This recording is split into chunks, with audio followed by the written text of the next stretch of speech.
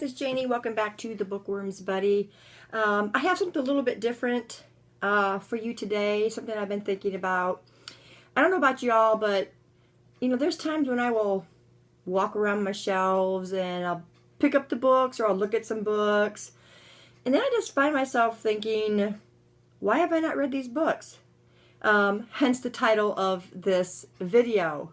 This is the Why Have I Not Read These Books challenge, and I am challenging whoever wants to do this. I think this is going to be something that could be really fun to do. What you do is you walk among your shelves and you look at the books you've got there. Really look at the books you've got there. Read the synopsises and choose as many of those books as you can read in a month. Don't overwhelm yourself. Don't underwhelm yourself. Choose those books that you would probably not normally read, and they're just going to sit there on your shelves and rot. And we don't want that to happen. So, once you pick those books that you want to read, you can do a video and share those with everybody. And then come June, in the month of June, we will read those books that we chose. So what I'm going to do now is I'm going to share with you the books that I chose, because I know I am guilty of having books that just sit on my shelves and I haven't read them, but I would read the synopsises and just can't believe that I haven't read them yet. So I'm going to show you the books that I chose, and I'm going to read to you the synopsises of those books. So, move my coffee out of the way.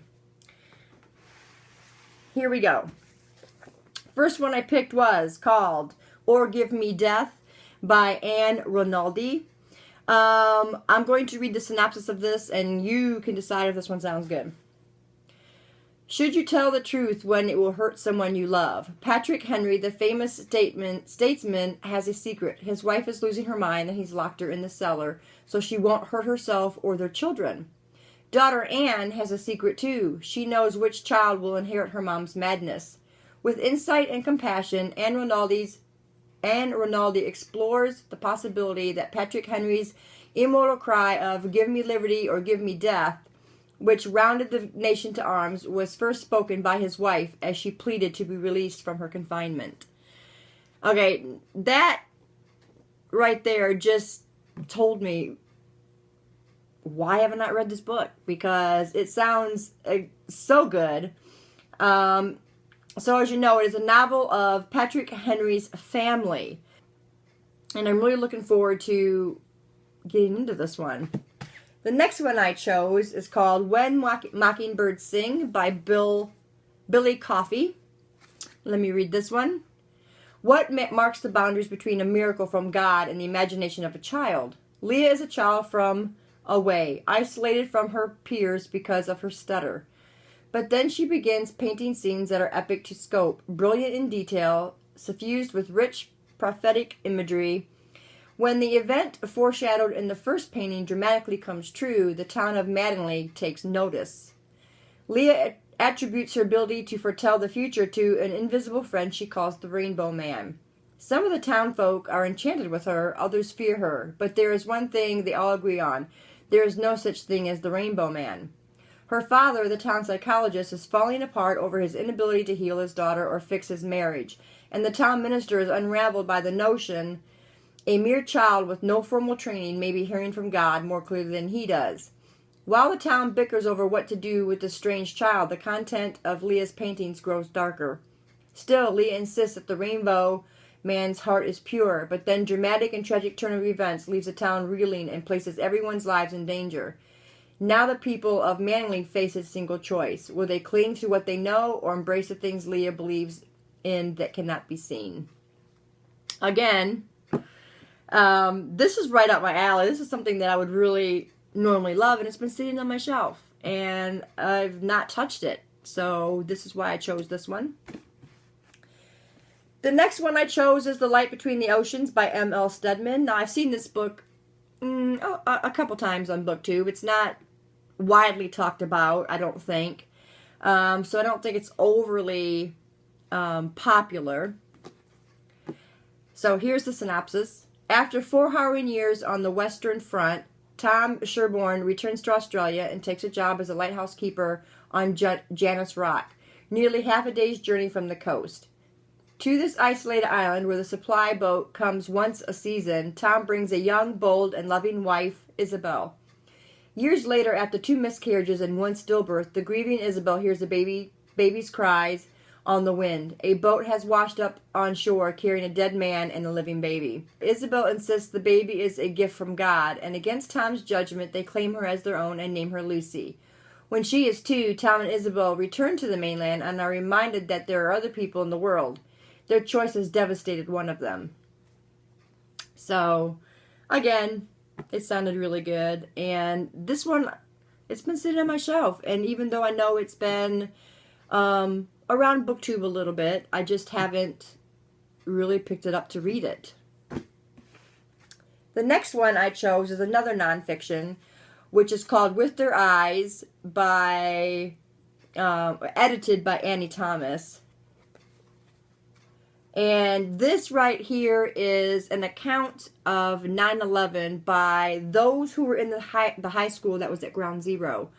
And this is everything they saw, everything they felt, everything that transformed their lives. So this one really sounded good.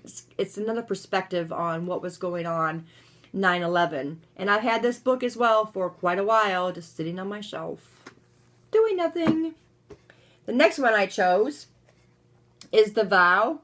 This is written by Kim and Cricket Carpenter. Of course, it is true events, and it was also turned into a movie. Let me read the back of the book.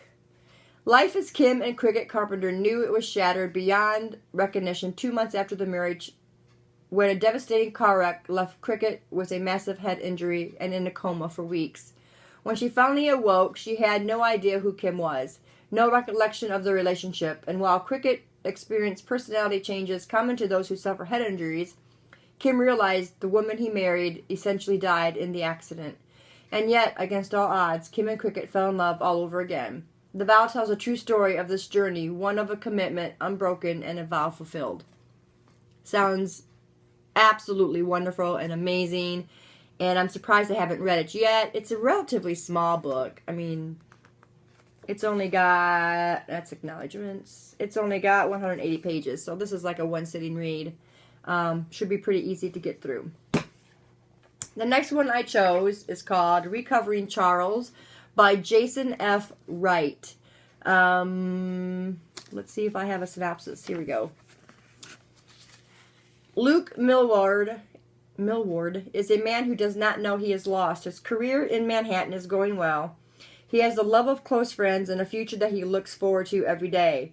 Only when the past reveals its twisted smile in a phone call and the disconnected voice asks him to come find his estranged father in post-Katrina New Orleans is Luke compelled to find out what kind of a man he truly is and who the man is that his father has become. Luke's story is one of finding true love and one's true self. It will resonate with readers long after the final page. Recovering Charles is for every family who has had their share of tough times, for anyone who regrets the things never said, for everyone who needs to know their life has a second verse.